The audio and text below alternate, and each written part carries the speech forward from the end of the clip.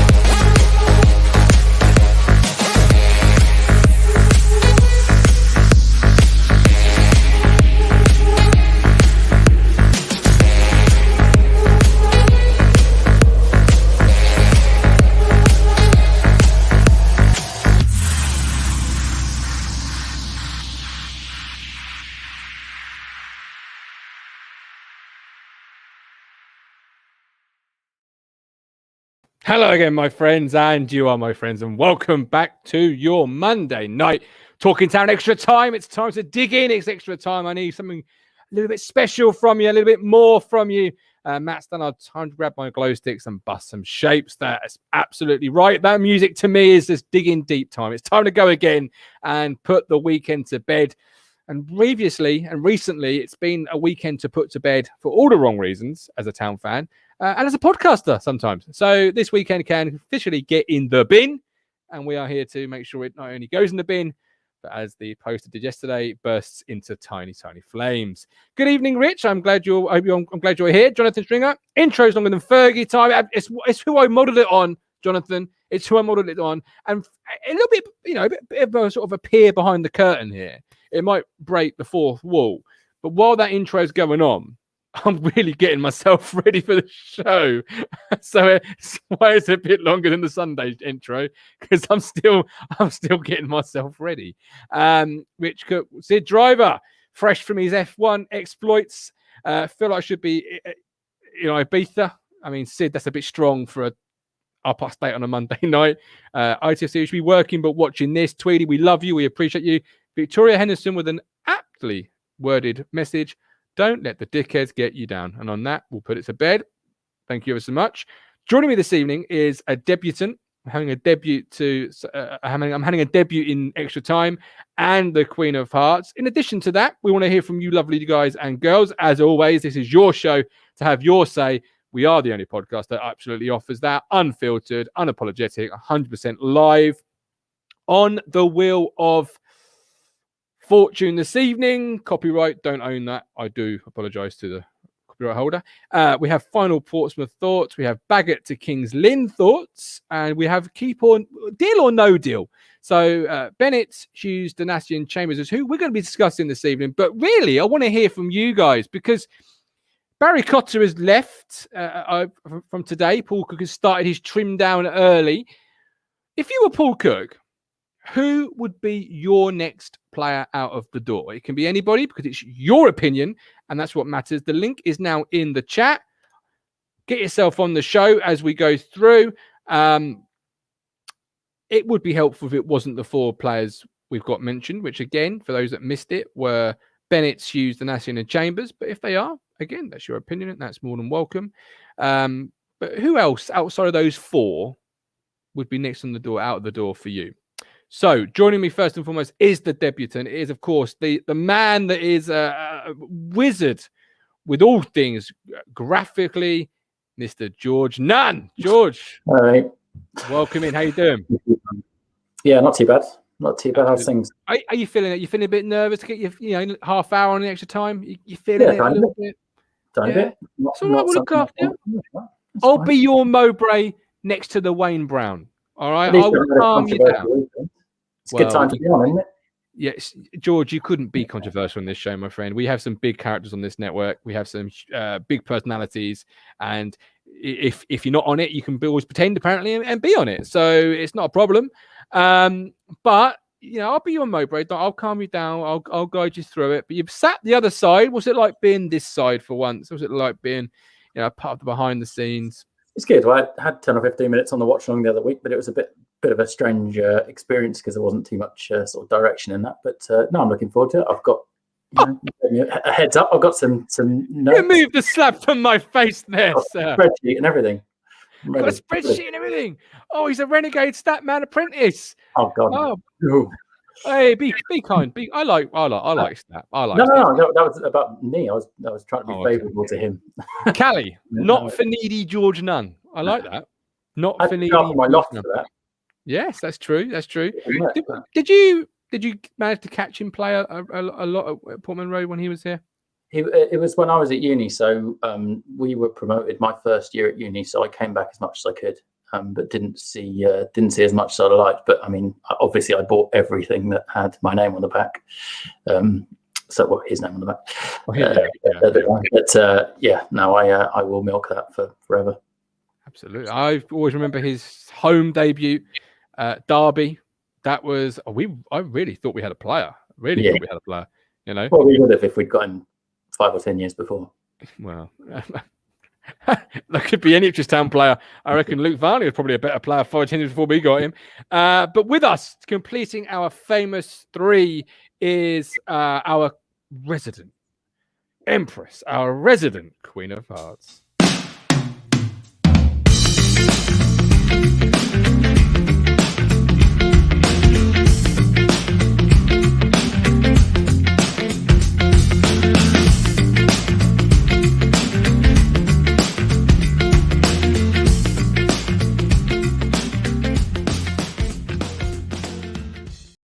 With the pearly smile and the beer in hand, Amy Downs. How you doing, Amy? I was just chuckling at that. I've always got a drink in my hand on this show, haven't I? What have you got in your glass tonight? It is a mojito, which I found in the fridge. That's a bit up. Pushing the boat out tonight. I love it. Ryan Cartwright, for he was 45 when he joined us. Yeah, he probably was. Adam Flat, if PC isn't going to use the loanees, then get rid. Well, this is it. I want to hear from you guys and girls. Amy, nice weekend?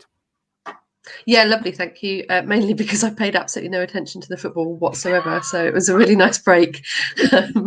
But we had a kid-free night on Saturday, which was pretty lovely. And as Cruncher has just said, the weekend has ended with some absolutely huge news today, which I felt that you guys, as my friends and football family, would appreciate how important it is to me. The Big Tasty's back on Wednesday. I wasn't sure to put that on the screen or not. I wasn't sure to put that on the screen or not, because his next comment is bra on, Amy, and I'm thinking, what on earth? Which Big Tasties are you talking about, Crunch? See, George, you got nothing to worry about in this show, pal. Absolutely nothing to worry about. Oh, YouTube putting us down next. Did you tell George what I said about your new logo when you got it? No, I didn't. I spared him his blushes. Although actually I might have done, because he did ask. I did say Amy had some interesting comments about the logo. We won't say it on air, otherwise everyone will see it, and then good point. We'll tell George off air. But you did mention before the show that you had gone through some cosmetic things to get on the show. What were they for the guys and girls that perhaps aren't on Twitter? I just the wise ones on my made a passing comment on Twitter about how I've had 3 work calls today, and on each of them, I'm the kind of person where I'm like, do you know what? You'll have to take me as I am. I am, no airs and graces. I don't bother with a suit for Zoom calls or whatever. And then it's like, right, okay, going on the podcast tonight, I better go put a bra on, and I better brush my hair, and I better actually get myself ready for being on camera, because I like to turn out slightly smarter for you guys. And also, I think possibly one of the coolest T-shirts I own. I love that one. It's not bad at all. That was an early lockdown purchase.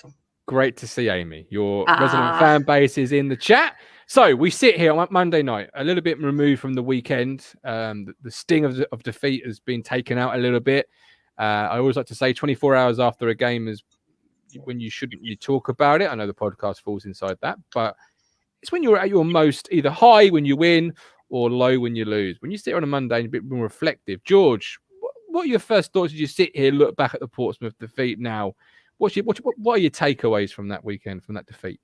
I think I sent you a message afterwards saying first 45 minutes, I thought we were decent enough, maybe a little less than 45 minutes. We lost our way immediately after the goal a bit, but I could see and hear particularly what Paul Cook was trying to do, trying to get the tempo in, trying to get them to stop thinking about looking sideways and backwards as soon as they got the ball. It still happened, particularly in the second half when I think his voice had gone and I could hear less of him. But yeah, I think positive signs. I think I've said in the chat a couple of times, I'm not expecting much from the rest of the season, and that's not Callie mean that he gets a free pass for the rest of the year as long as there's positive signs from it. But I'm not expecting, rightly or wrongly, I'm not expecting playoffs. If we get the playoffs, then great. If we don't, then so be it. As long as we can start to see some signs that things are likely to improve, then that's enough for me. And for the first 40 minutes or so, I thought we did. I don't blame him for. We may get onto this in the sort of this week's training bit, but I don't blame him for chopping and changing the team because he's trying to fit them into the formation that he knows he wants. Yeah, and you say 40 minutes there, or 43 or 42, however many it was. We were pretty good, and we were. But what do you put looking back now? What do you attribute the change to? And could we have counteracted it a little bit better than we did? Or obviously, I asked you the same thing in a second, Amy. But George, looking back now, you mean the change after 40 minutes? Yeah, because they got their goal, didn't they? And that really sort of put them on the front foot. Then half time come around. As you look back now, why didn't we come out second half and reassert ourselves? What changed from our point of view? But also, what could we have done differently, maybe, looking back now? Well, I think that's one of the things that we've not been great at, which surprised me a bit under Lambert, because I'm not going to go into it too much, but I live in Norwich and saw a lot of the League One Norwich team for reasons. And that was the one thing that you could always rely on from a Lambert team, was that they would fight until the death, and you'd never think that they were going to lose. And he never instilled. I was excited about him instilling that at Ipswich, and it never happened.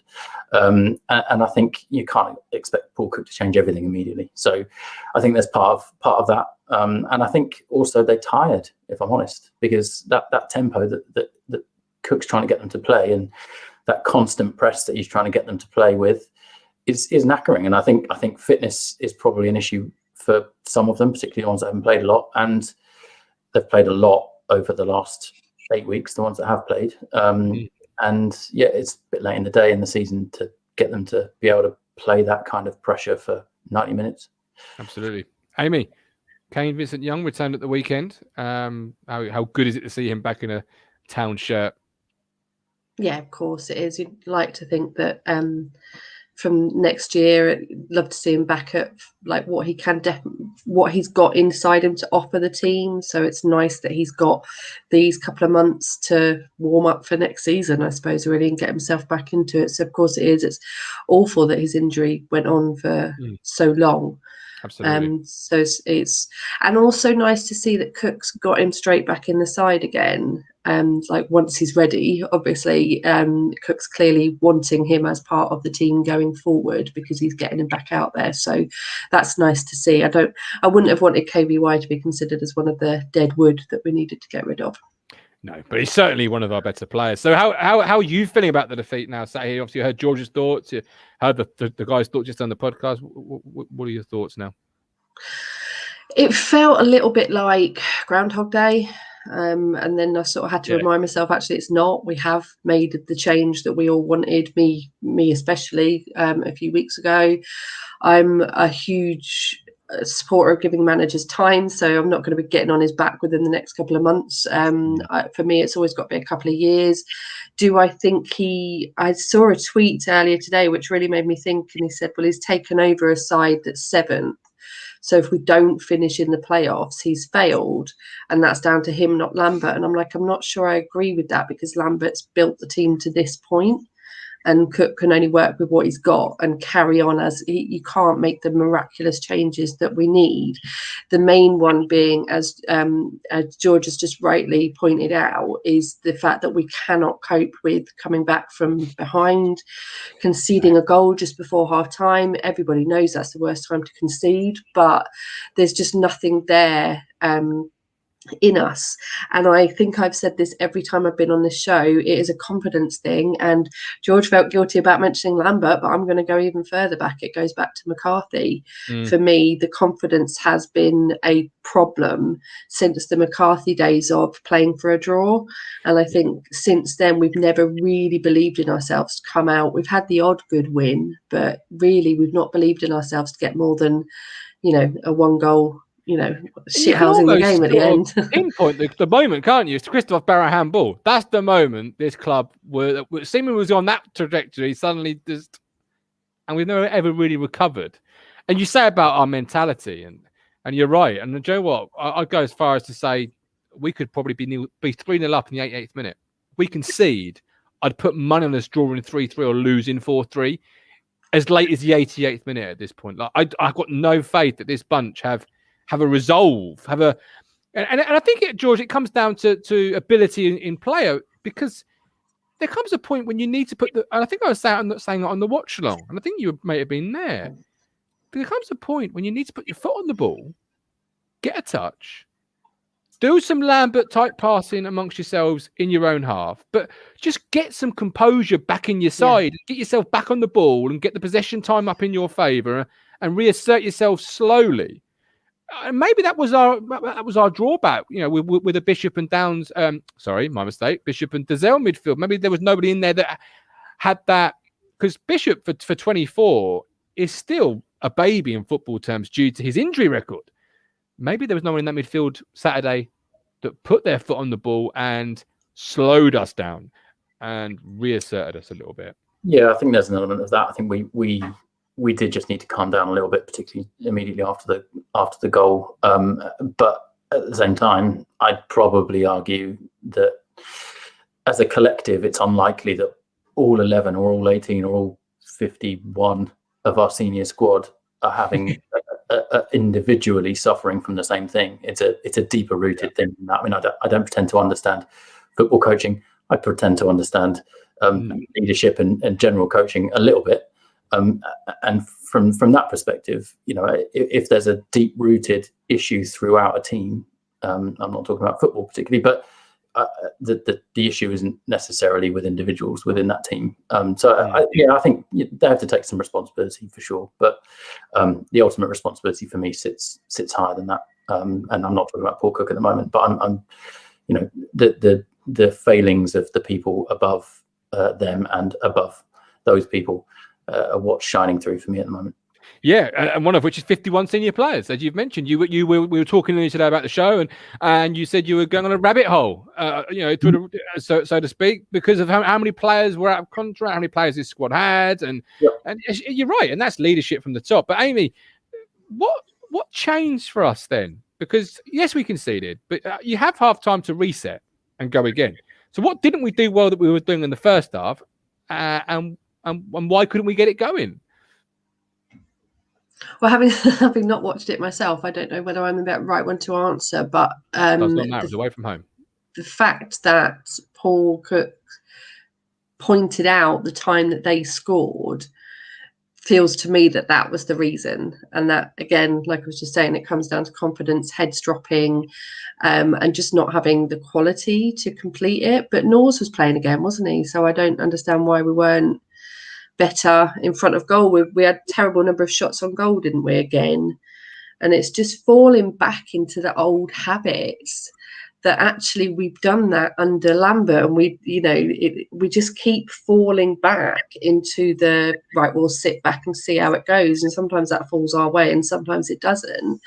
For me, it all comes down to confidence. I definitely think there's an element of quality players, and whether we have enough of them or not. So hopefully Barry Cotter going today is a sign of Cook clearing the books to get some more in over the summer. Unfortunately, I just think I do feel like, not necessarily that Cook's getting a free pass till the end of the season, but I don't see the point in the rest of this season for us. I really don't, because I 2 weeks ago I genuinely started to believe we were going to reach the playoffs. I really did. I thought, right, that's it. New manager bump. We are, and I'm probably giving up far too quickly. Like you say, that's what a defeat does, isn't it? It takes you to your lowest. But it just feels like it's gonna be like this. We're gonna pull the odd nice win out, and then we'll have disappointing. It's the manner of the defeats. If it was we played well and we conceded a good goal, it wouldn't be too bad. But it's like everybody is so depressed because it was such an awful game.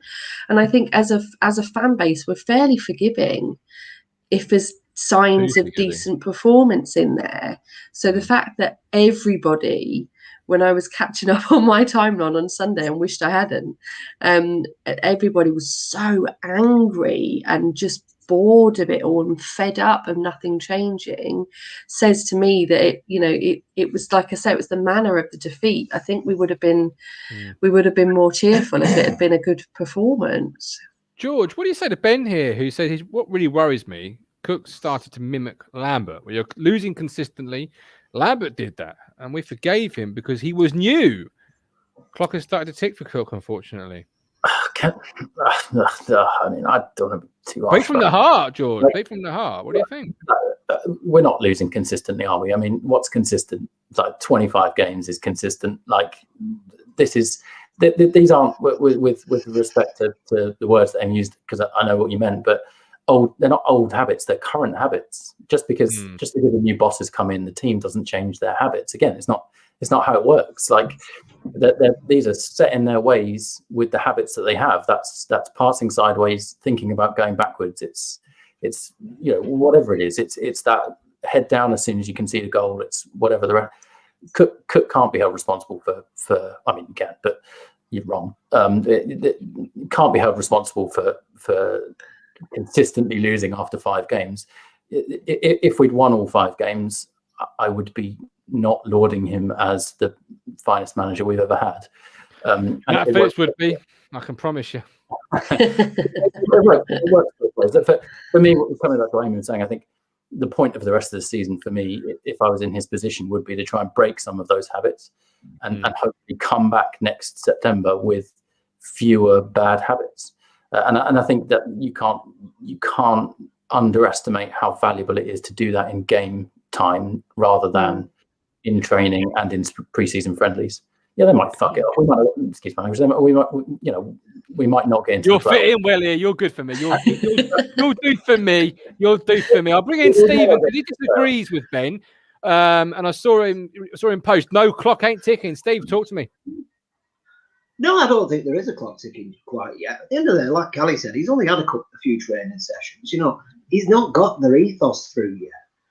I think there's going to be a big clear out. I like Baggott going to Kingsland, see if he can get some time there. He might come through next year.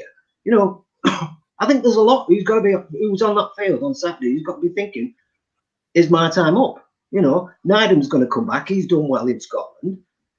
This is all going to be reported to him. Centre-back slots are up for grabs because Nydam's doing well at centre-back.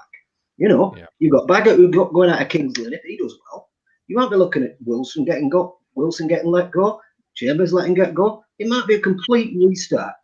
I think that's what we need because we've had 2 years of failure. And the only consistent, barring Marcus Evans, is the players.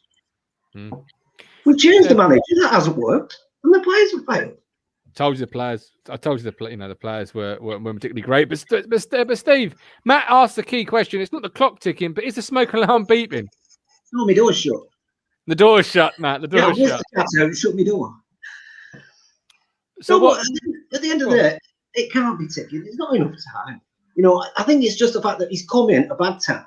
Yeah, we won 3 games. Yeah, I still say we didn't win them very convincingly. You know, it wasn't we went out there and destroyed every single one of them. We were lucky in some of them. You know, so yeah, we won, but we didn't win convincingly. You know, we could have lost if decisions went against us. You know, we played in them games before where 1 goal wins it, and you know we don't get it. So I don't rate. What are you laughing at? It's Matt Stannard, who's doing as a keeper. Smash the bugger out. That. Don't replace the battery, just shut the door. Well, exactly, it's easier. But you know, at the end of the day, I can see a huge clean out, and you know, because the players are just failing week in, week out, and it doesn't really matter what we do. We can replace the manager, we can replace the owner, as long as the players are sat there just doing nothing and picking up a paycheck, and we constantly fail for the last 2 years. There's only one thing that is constant, and that's they're not good enough. Whether they think they're Premier League footballers, Championship footballers, and they're playing like Championship footballers, well, Championship footballers don't do very well in League One. End of. Because it's a different style of play. They'll kick your legs kick your legs black and blue. They don't in the Championship and the Premier League because they're protected more by referees. Our referees are like £5 a week. They don't give a shit. Where are you on this one then, Steve? Tom James, we've been unconvincing all season. Luckily for us, so is the rest of the league. Criminal, says Tom, if we falter. I think we can still make the playoffs. I'd rather not, to be perfectly frank. Because if we go with this squad, I think that will give us a false idea of what we are. We'll go up. We will look absolutely embarrassing. This squad won't be here, Steve. Unless we invest big style, we will look embarrassing. Because this squad is not capable. If they can't beat Swindon, they've bugger all's chance of beating anybody in the Championship. Absolutely no chance. I watch the Championship on a regular basis. Yeah, because it's only half the time, it's silly football. We don't look a shadow, even of the likes of Rotherham or Coventry. We don't even look a shadow of them. That's a dagger, George. That's a dagger through the heart. We look a shadow of Rotherham. What are you going to say about that? I haven't seen a lot of Rotherham, but I can imagine it may very well be true.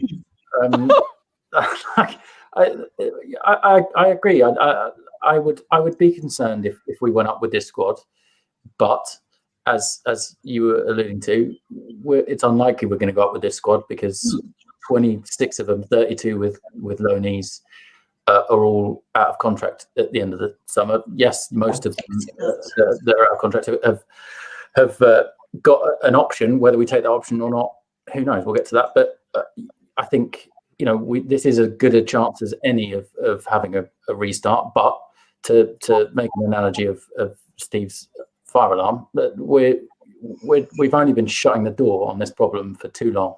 We need to take the fucking batteries out of it and replace it. Look at him go on his debut. This is like giving a half an hour to a promising young player from the academy, and he knocks 3 goals past opposition. This is stunning. One line is written down. I'm going to smash it off. I'm going to smash it off the ceiling. Steve, we love you, man. We always love you. You look after you. You bring a lot of laughs. I do love you. We're going to bring Mike in. Mike, welcome in, my man. First of all, I stand with you, brother. Absolutely stand with you. I think everyone stands with you. That's part of the community. Yeah, it's been an interesting day, to say the least. Interesting weekend. What are you saying? I guess, look, I just need to clear this up. Look, there's obviously things happened on the TWTD forum where my name's been dragged into it. They supposed member on there causing problems, whatever. Now, look, anybody that knows me, I am outspoken. I have got a what's the word you used earlier, Martin? I used many words earlier. I can't remember. No, all repeatable. I have got a voice. The thing I don't do is I don't hide behind avatars. I don't hide behind everything. I am what I am, and I'm a family man. I've got 8 kids. Do you know what I mean? I've got 8 kids. You know, I look after my brother. You know, I help look after my brother who's got Huntington's. I mean, I don't have time to sit there and abuse members, the Phantom Menace himself. I don't have time to sit there and abuse members. And I've had some really good liaison with Phil from TWTD, and I think it's hopefully been put to bed. And you know, I do like the site. I think there's some great blogs there. And I do like to read the blogs on there. The forum doesn't interest me at all. I think there's far too much said that shouldn't be said on there. But you know, it's the TWD forum, and what they like. It's down to them. You know. For me, I like the site. You know, it's great for news. Phil's a lovely old boy, and you know, like I said, he's been really good about it all. And he's right. Victoria is right. Do I have my own TV? Yeah, I do. Yeah, I do. Yeah, maybe that's not in the bedroom. Maybe I'm watching the wrong programs. Yeah. So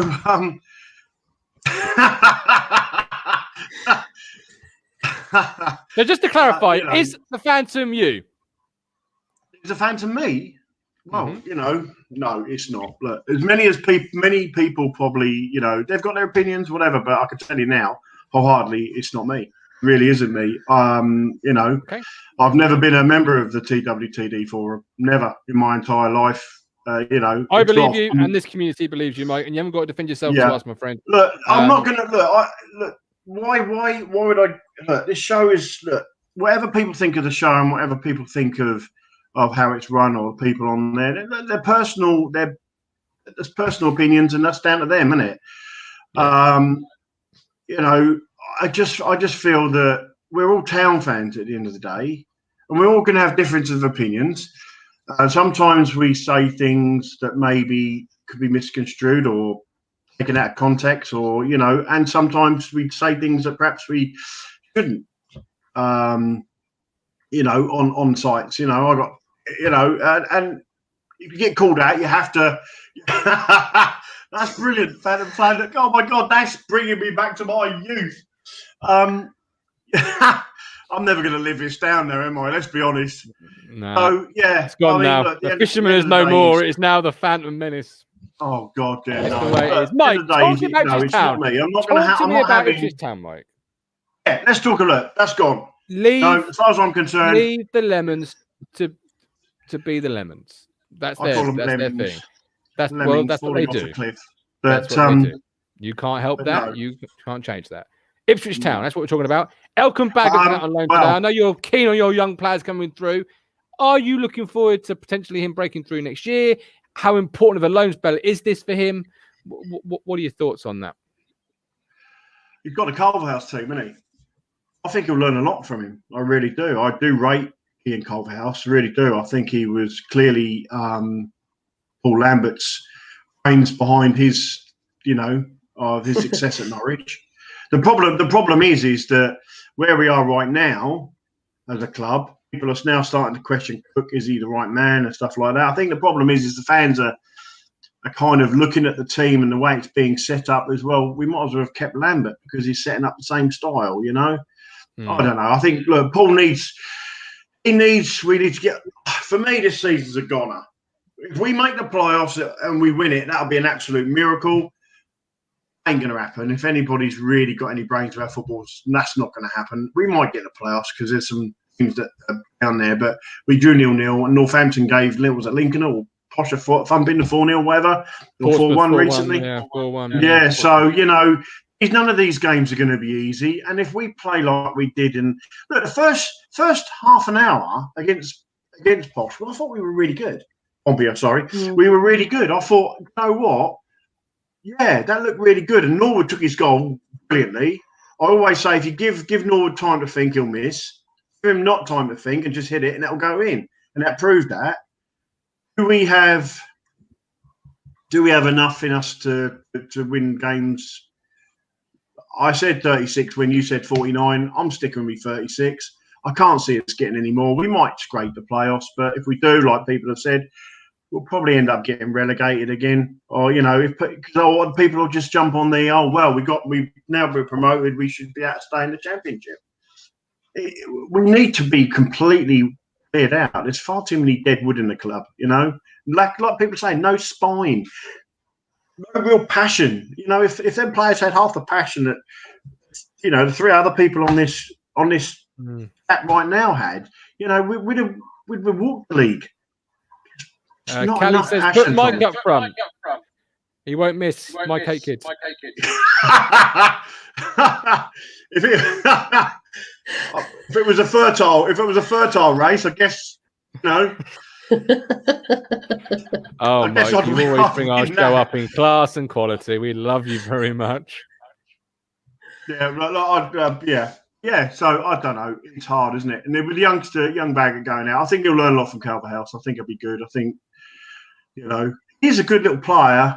There's not enough of our youngsters good enough for the first team. I thought maybe 1 or 2 of them would step up, but no, there isn't. I think we have to face facts. We've got far too many. We got what, I don't know. Feels like we've got 50 odd players in our squad.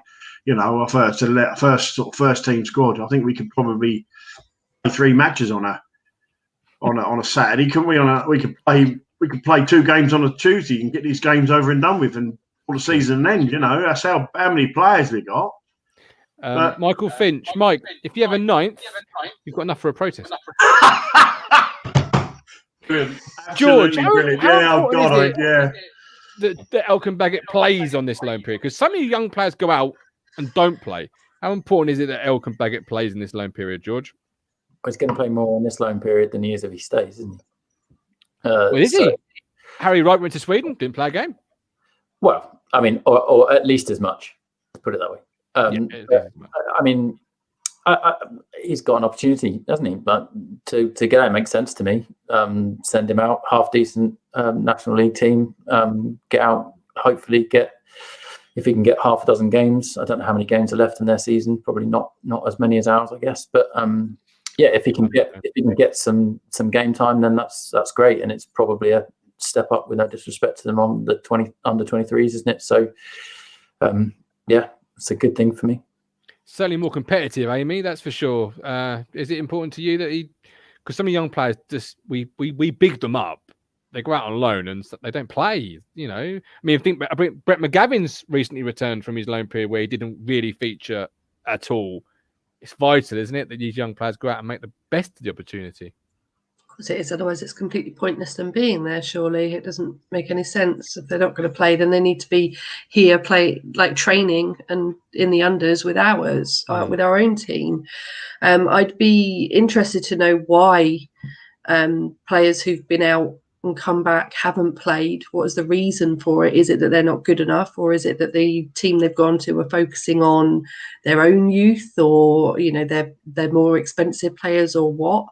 I don't know enough about it to comment on that, but I can't see the point in sending them out if they're not getting played. I'd rather keep them under our own training, under our own guidance, so that we can make them part of the team going forward, because if what is needed now is getting rid of the old guard, and that is, I think, again, we spoke about this last time I was on, we talked about the evolution of the team. This is the generation, this is the hangover from the Championship generation at the moment. We need the League One generation now. And that doesn't necessarily mean lower quality. It just means a completely fresh outlook and a completely new approach, where before it was basically mid-table felt safe. And that was what we descended to going into once we realized we didn't have the funds for promotion.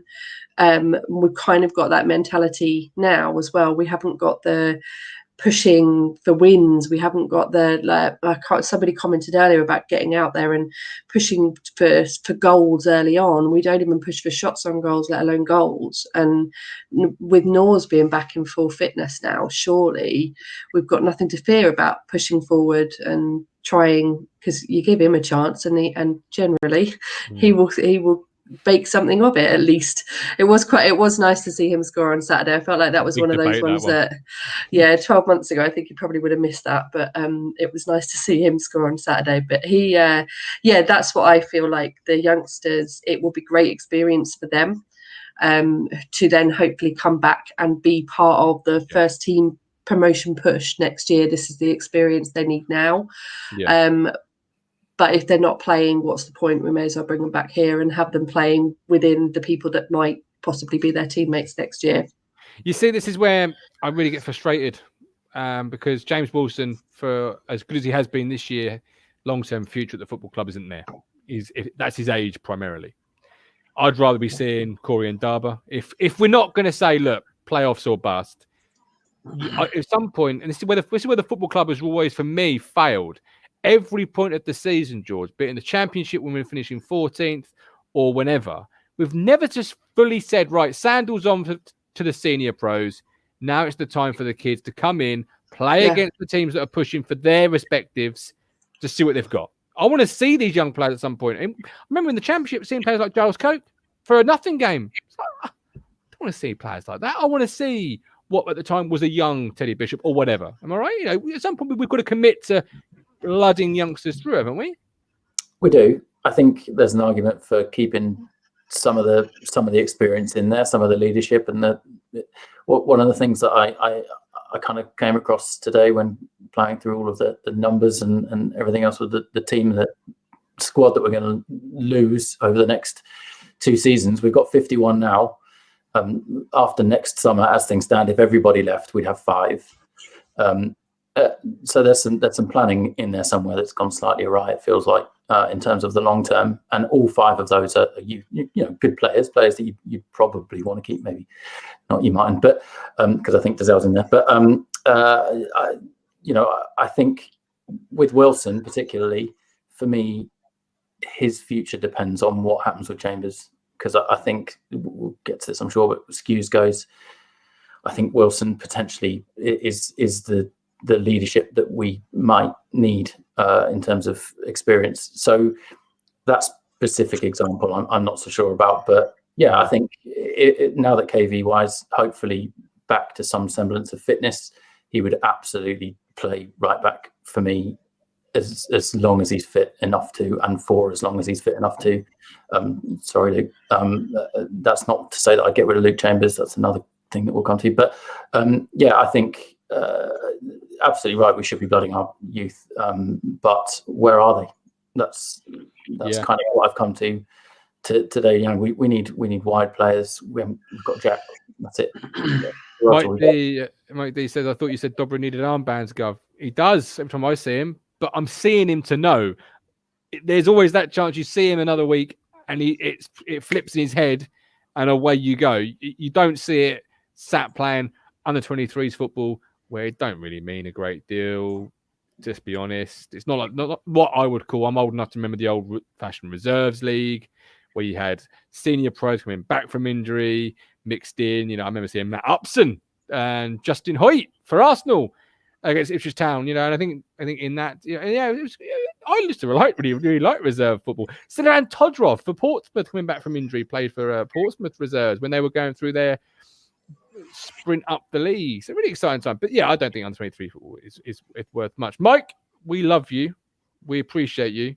You're a big part of our community and a big part of our shows. So I appreciate the support, because obviously I know, but I also know you guys have had a bit of a tough time. So I think I speak for probably everybody associated with this. You know, whether you're associated or whatever. You know, this show has been brilliant. It's got so big, so fast, and it like clearly not for everybody. That's great. That's fine. You know, but at the end of the day, is look, we're all down supporters. We all want the best for the club.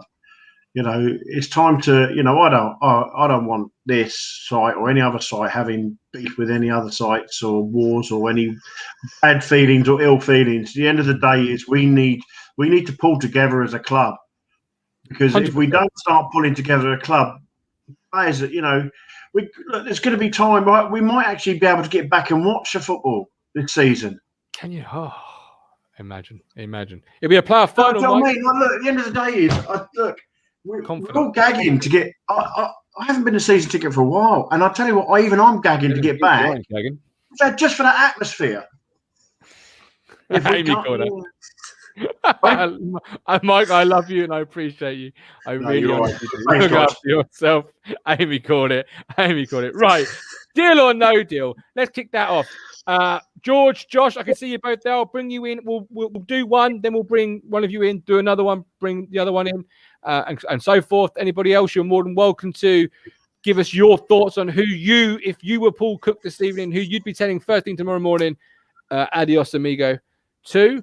So, Keenan Bennett, would you at the end of the season, George, be saying, Keenan, sit down, let's have a chat. Let's talk about future living arrangements in Ipswich, or would you be saying, Keenan, I'm terribly sorry, but it's a no deal from me? No, I don't even think it was on the cards, to be honest with you. I'd be surprised if it was ever something that was mentioned. But I don't think we've seen enough of him to think that we can get a similar replacement for less money than he'd cost us. I think it'll get better. I think he'll end up being a better player than we've seen. His final ball will have to improve. He's got some raw talent in there, but no, I wouldn't go out of my way to be fine for. Or even though what I said, we are going to be desperate for wide players come the summer, but I don't think Bennett is a realistic option for us. Amy? Yeah, can't argue with that. I think he's made absolutely no impression since he joined us. Agree, we need the wide players at the moment, so I could understand, but there's got to be better out there, and won't be bothered either way if he stays or goes, to be honest with you. But the thing is, I won't be fussed if he goes. You say they've got to be better out there. The production of 0 is really hard not to beat. Like, if you just do one assist or something, like, I can't remember too many good points. I might be wrong in thinking he's not assisted or scored. Right. I might be wrong. I think I've seen every second game since August. But you're talking such a low number, George, that getting better literally can't be much harder. Yeah, I mean, I think we can only judge him on what we've seen, can't we? But whether he would fit into what Paul Cook wants to do, formation style-wise, difficult to tell. Only he'll know that at this point. But yeah, I just don't think he's, it's not so much about what we've seen from him. I just don't think he's realistic as much as anything else. Absolutely. Okay, we'll bring in Josh. Josh, welcome in. If you were Paul Cook, who would you be saying adios to tomorrow morning, 9 a.m? Hughes probably the first one for me. Yeah. Okay. We'll get on to Hughes in a second. But is there anybody else that isn't already on our list of Hughes, Donatian, and Chambers? You can wield that sword on anybody you want. Cole Skuse is on that list. You've got Jackson isn't on that list. Who would you be saying come and have a chat? We'll sort out a figure. Jackson probably get rid of, to be fair. Yeah. I don't. Why Gaden Jackson? Because he's not been given a fair run in the team at any position, left wing, right wing, up front, right back, left back, wherever. He ain't been given a fair run. So why are you saying get rid of Caden Jackson after a year removed from a top goal scorer, John Cup goal scorer? Me personally, I don't rate him as much. I know some people do. I personally think he's overrated. Overrated? In my opinion, he's overrated. George, overrated. Caden Jackson, what are your thoughts on Caden? I'd keep him. Goal threat is what we need. I'm not saying he's shown us that he's a massive goal threat. I mean, I could say this for every position, but it comes to something. But I agree with you, Ryan. I don't think we've seen enough of him. I think he could potentially slot into the one of the top two positions. I know we're not going to play a two up top, or we might, I guess, at some point this season, depending on players, but that we've got. But moving forward, I think he could play a better role centrally than I think we've seen of him so far. Yeah. Amy, would you be keeping Caden? Stupid question.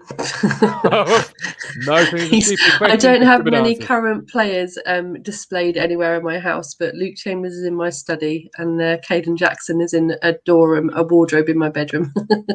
So I would like to see him given a chance. I would really like that story to continue going well for us, and agree that he hasn't been given enough of a run in, but do worry about what I think Cruncher just said there, that he doesn't fit into the system that Cook's going to play. So potentially, and would I give him up for a wide player that can give us more chances? Yeah, I definitely would. But I like him. I'll never forget his performance at Tranmere away.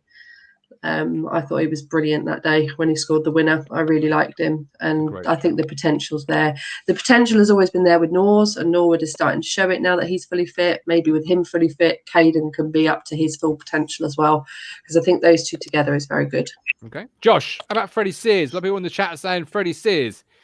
Is that a deal or no deal for you? No deal, 100%. 100%. Would you be saying, if you were Paul Cook, 9 a.m. tomorrow, would you be saying Freddie come in the office? Would you not even wait till the season? Have you seen enough of Freddie to say, I don't need you a part of the plans? Yep.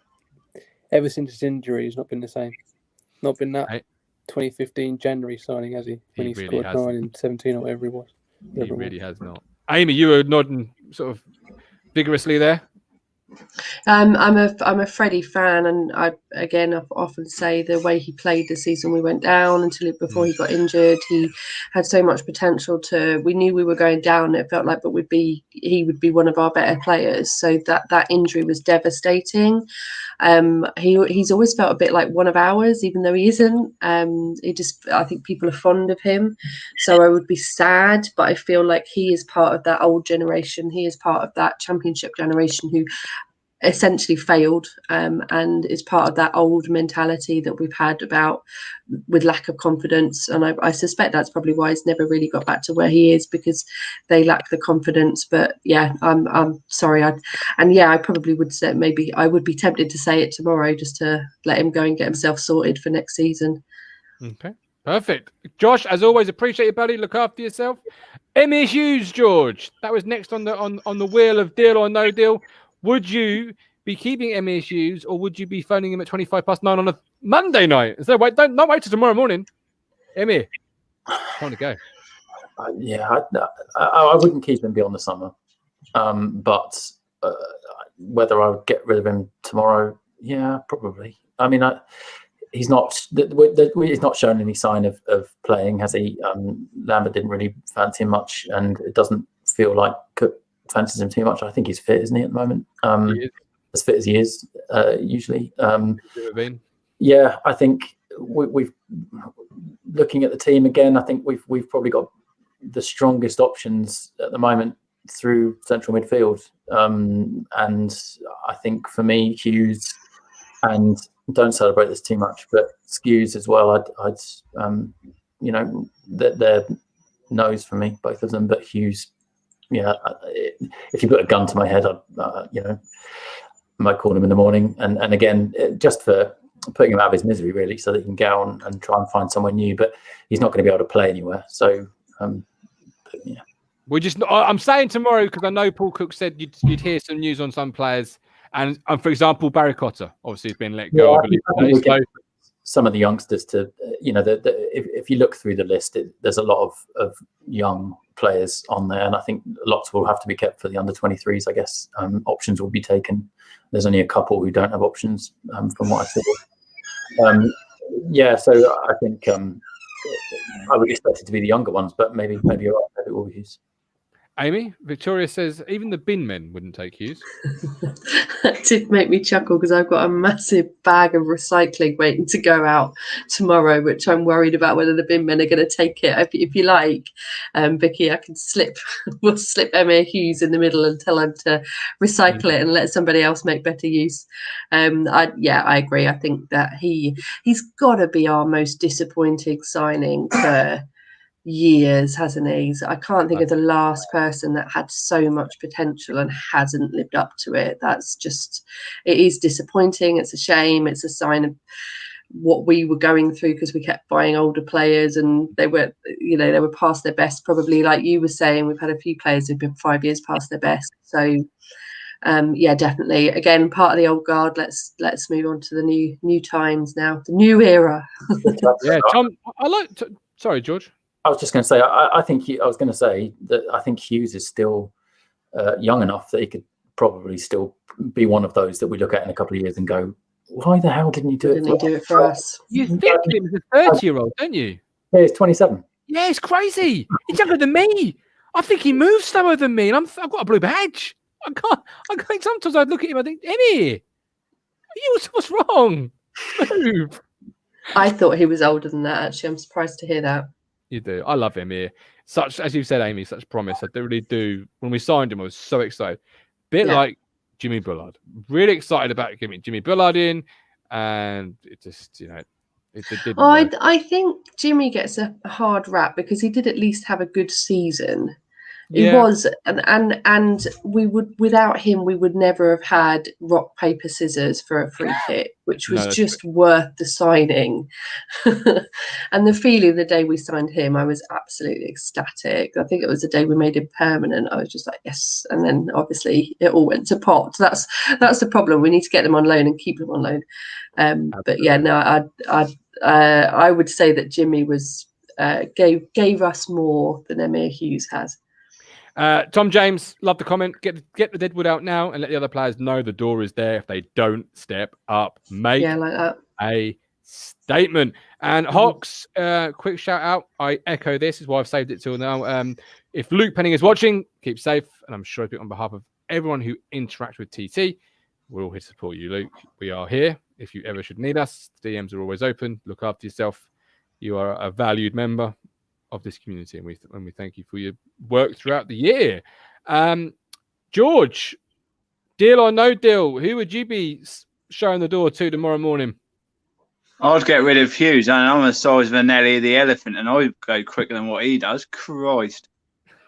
George, I love you. Yeah, it's not worked for Emir Hughes here, is it? No, it was all right on loan. I remember that game when we played Newcastle. I thought, oh, this is going to be a really good sign. And then since then, he's been in Ipswich Hospital on the treatment table, I think. He has. Well, he's stop, start. Never helps a player, George, does it really? That sort of momentum or lack of. No, I think we're more likely to see him in a wheelchair than we are on the pitch at Portman Road again. So who else would you be getting rid of then tomorrow morning? Now, you said Hughes. Please don't mention Donasian or Chambers because that's coming up very shortly. But who else would you be looking to get rid of? Well, I've just got a list here. Maybe Drennan will be the next one because he reminds me of Stevie Wonder playing up front. He does. Well, I was about to say music to my ears, really. George, Aaron Drennan, in your spreadsheet, in your rabbit hole, just George Nunn now. Where were you on the Drennan? The goat.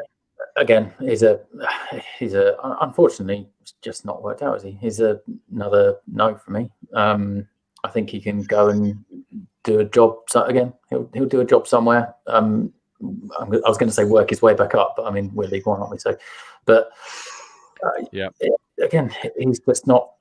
I really don't think he will fit into the Paul Cook style. I'm not sure where he fits in either a one up top on his own or even playing just behind. He's shown glimpses, I think, of something, but I think he needs to go and play elsewhere. Steve Eilott, who obviously is Aaron Drinnan's dad, or Aaron Drennan, 5-year deal for Drennan. There's Steve, Amy. What do you think about that?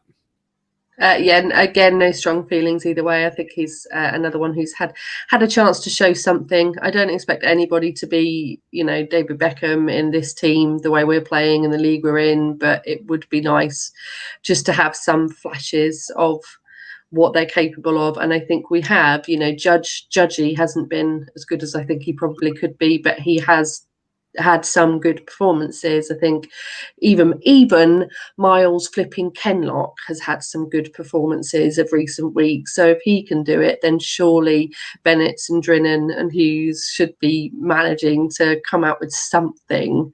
I just don't think they are. To Miles, I think Miles is a little bit better than some of the names you've mentioned there.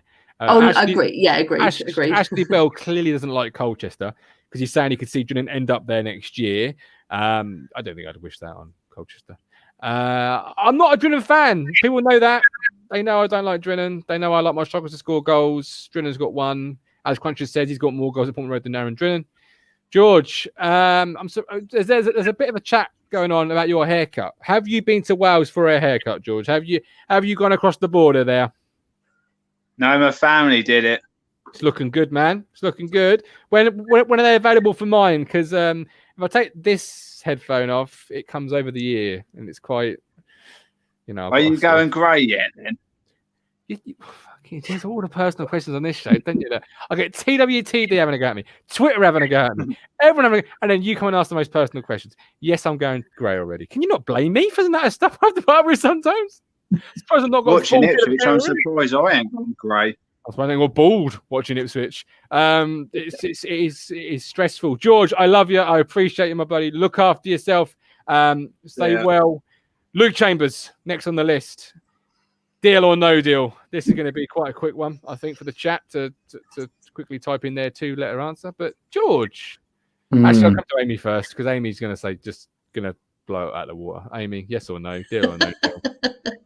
I'm going to shock you. I would say no deal. I know. I think that George hit the nail on the head earlier. That now that KBY is back, he is always going to be our number one choice for that position. And I just feel like Chambo is part of the old guard, and I can't say that other people are part of the old guard and not include Chambo in that. I would still like him to be involved in terms of coaching, and I would still like him to be around and part of the squad and part of the club.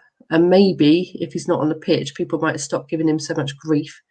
Yeah. So maybe he'll be able to pull himself round. The man is Mr. Ipswich, and I'm very, very grateful of what he's done in terms of his many, loyalty that is to why us. we are where we are. Many will say him being Mr. Ipswich is a representation of a mirror image of why the club is. I'm not saying that. I'm just saying what some may tell me they think. Not me, Luke. I did a show on Luke Chambers. It's fine. Ollie says, leave the boldness out of this. That's below the belt. Ollie, I'm terribly sorry. I wasn't thinking of yourself. More flat, Adam Flat when I was saying it. I'm terribly sorry. If you are bold, I don't know if you are. Stephen Parry says no deal. We've got a load of no deals coming in. Dawn says no deal. Thomas says no deal. Cruncher says deal. But I don't know if he's... Has he missed something? He's been hacked. He's got to do. Adam Flat used to have hair like Brian May before Evans bought the football club. I like that, Flat. Actually, we joke, but you can't see it in this light, but I have several greys, and they've popped up over the last 5 years. Whether that's 2 children or whether that's this football club over the last 5 years, I will leave it up to you to decide. Ashley Bell, get him out. Nothing against him. Don't agree with the liability thing, but need a fresh start. Josh Russell, no deal as a player, deal as a coach. Cruncher says he's keeping Chambers. Cruncher, then drop it in the chat or the link. The link is there if you want to come on, if you want to brave it. Why are you keeping Luke Chambers? I'm sorry. That's not like you at all. Lee, would you be keeping Luke Chambers? Yes. Good grief. Yes, definitely. As a squad player, not as a centre back. I'm literally dreaming. You're both in my dreams, aren't you? This is what. See, I think what we miss here is we're trying to progress the team, aren't we? You can't just get rid of everybody. You can't chuck everybody out. You're progressing the team while keeping Luke Chambers. Well, yes, but I like Amy's idea about maybe keeping him maybe as a player coach, something like that. I think keeping him around the club, but I think he has somewhat to offer, maybe the odd game. He's got experience, especially if we're still in League One. Then there's some mileage in keeping him, isn't there? I think, but you wouldn't want him to be first choice, and I certainly wouldn't play him at centre back. Which is my concern, moving over the next few games, because he plays. He moved to centre back, didn't he, on Saturday? If I recall, and I don't rate him as a centre back anymore. But keep him. That's exactly what I was just about to say. That's come up on the comments. Player coach. Surely that's what makes sense for Chambo, is to still keep his influence around the club and have him there in case. Because let's be honest, it's us. We always have terrible injuries, so it would be nice to have him. He's not a bad backup. Ashley, you and me tonight are on the same wavelength. He's not awful. Like he's not as bad as people make him out to be. He gets a bad rap when he makes a mistake, but people rarely compliment him if he has a half decent game, I think. Okay. He's just been goal of the season. He just scored goal of the season, didn't he? So I'll bring Cruncher in very quickly because he's not going to stay long. Promise you all that much. For those that not Cruncher fans, keeping Luke Chambers. I'm agreeing with Lee. Me and Lee are from the same hymn sheet now, aren't we, Lee? Yeah, changed, mate. Changed since I've been using your hair dye. Just for them. Then I'm sorted. No, I'm keeping him not as a squad member, not as a regular starter. Look, we're not going to get rid of every single player. I know you put that list out, you'll have a list of everybody, and there probably won't be many people remaining. But I just think you need to keep a little bit of experience around the club.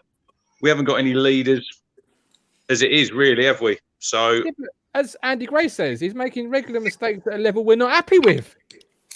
I'm not saying he's going to be playing every week next season. I'm not saying he's going to be a regular starter, but he does get blamed for everything. Yeah. See, the thing is, if he's number one choice now, if you want to improve your squad, you've got to keep your number one choice, get rid of all the crap behind him, and then improve, haven't you? Which is what I think where you're wrong, Punch, about getting rid of all the forwards. You've got to keep Norwood. I'll keep Norwood. I'll keep Norwood. And you've got to pick players that are better than your best 11. That way the squad improves, doesn't it? So I want a striker next season who's fit, who can play 46 games, though. Yeah, absolutely. Well, I mean, Norwood, he had a good injury record, didn't he, till he turned up here, just like most bloody players. I mean, we mentioned Jimmy Bullard earlier, didn't we? You know, decent enough, and then everyone gets injured. Hughes gets injured, doesn't he? You know, it's just a shame with him, real shame. But he's got to go, isn't he? As you've already said. Cruncher, I thought I knew you. I'm not defending you anymore, ever again. Ever again. You're on your own, pal. TWTD's not that we hold people's opinions against them. Leave me out to dry on the own. I'll take it. Lee, outside of Luke Chambers, one more player that you would tomorrow morning 9 a.m. say adios amigo to. Who is on that list for you? Who is the first name that comes to mind? For me, Jackson. Oh, okay. Explain to me that one. And the reason is because he's had a hard time. I know I defend Norwood a lot, but I'm not anti-Jackson at all. I'm not. You're Norwood's agent, aren't you? You know, there is a player in Jackson, but it's not at this club, is it? He's been bought. He's been bought by Stupid Hurst, who bought him as a loan. He wanted to play a lone striker. He buys Jackson. Jackson cannot play a striker on his own unless he's going to have the right service, which he's not going to get at this level. So for me, if I was Jackson, I would want to go and play my football somewhere else in a team that wants to, for a manager that wants to get the best out of me. That's not happening at the moment. He's just being drafted in to do a job. You'll get money for Jackson. So Jackson would be, there's plenty on the list I've got here, but Jackson because of the sell-on value. Okay. Lee, as always, appreciate it, buddy. Look after yourself. Stay well. George, Amy, last name on the list, Janoy Danassian. Where do we stand on that? Deal or no deal on Janoy Danassian? I'll kick us off. Deal. All day long. Love Danassian. Always rated Danassian. He would be my backup right back for those that are saying Chambers was the backup right back, because he's a player we've paid money for, invested in, and he's young enough still to develop and progress, whereas Chambers is what Luke Chambers is. That's me. Over to you two. Amy, kick us off. I think you've sold it to me, to be honest with you. I had no strong feelings either way. But I think you just nailed it, actually. If it's a choice, if it is a choice between him and Chambers, it's got to be him, surely. Like, I would have thought. Like, I think you hit you're bang cracking on, Martin. It's the investment, isn't it? And it's making the most of it. I have no particular strong feelings about him, if I'm honest, which is rare for me. Okay. George. Yeah, so I pretty much agree. I think in terms of overlaps with my thoughts on Chambers, which is he's got a big question mark. A few have big question marks on my spreadsheet, and he's one of them for me. It's not because I think he's. I certainly wouldn't want to see him regularly at centre back or right back, really. But if Danassian's going, then I think keeping his backup makes sense, but I would keep Danassian. I would like to think that there's a place in the club for Luke Chambers, though. Possibly. I think if you look at your backup and you think if my backup right back played 15 games or more, it's been we've had something bad go wrong. Yeah, I mean more from a staff perspective. I mean, if he wants to keep playing, which apparently he does, then fair play. I don't blame him at all. But I wouldn't begrudge him and would welcome him staying on in some capacity. Okay. Chambers. Cruncher, sorry. Sorry, I've called him Chambers now as well. Cruncher, I mean. Chambers over JD every day of the week and twice on a Sunday. Mark Dowling, we need money, so I'd sell Downs. He thought he was going earlier, and maybe he'll get a move this summer. Anyway, Mike D, the thought of James playing this season makes me angry. It makes me want to quit podcasting, Mike. Harry Butcher, Mike D, amen. Right. We will go through these players on various different shows, so keep your eyes peeled for it. We'll do 4 at a time. Nice way to break it up, etc. But as you run up today's show, this is Paul Cook's first real week with the players. They were in today, I'm led to believe. What are you expecting Saturday come 3 o'clock from this week? What do you want to see from this week, Amy? I would like to see a full week of training have results. I would like to see, personally, I would like to see a more consistent side. I totally take George's point from earlier on about how he's getting to know the side, he's trying to work out how they'll fit into the system that he wants, but I would rather see less changes. I can't remember how many changes it was on Saturday. It was 4, wasn't it? Yeah, I'm not spreadsheet will know. No, I don't actually. I didn't look at it. I'm pretty sure I saw 4 somewhere, and I just feel like that's I don't want to see that many changes unless obviously we have to. So I'd rather, but then I don't want to keep the team having played so awfully. But what I really want to see is these players thinking, do you know what? Actually, I've watched Martin's podcast, and I could be getting called in to have a chat with Paul Cook and make them think. Actually, do you know what? I have got. What are we now? We're end of March. I've got 2 months left to prove that I want to be here in. I'm trying to work out. I'm trying to do really quick maths here, and I'm not fast enough. In May, I've got to prove that I want to still be here in 5 months when the next season starts. Basically, is what I'm trying to get at. And I think that I would like to start seeing some desire from them. I feel like we had our new manager bounce before Cook came, because we had that wonderful performance against Hull. And I personally believe, and it is pure speculation, but I personally believe the players knew Lambert was on his way, and that had changed the mentality briefly, and now it's all settling down, and maybe they're just feeling a bit too comfortable, and maybe that's been the problem for the last few years, and that's what I would like to see on Saturday.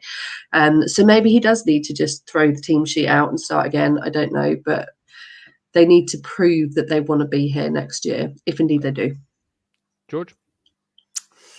Yeah, I agree with that. I think for me, if I was Paul Cook, from a coaching perspective, I think his choices are: does he try and fit an 11 to the style he wants to play, or does he try and fit the style to the players that he's got? And I think that's where he's at the moment. He obviously likes a 4-2-3-1. He's very open about that.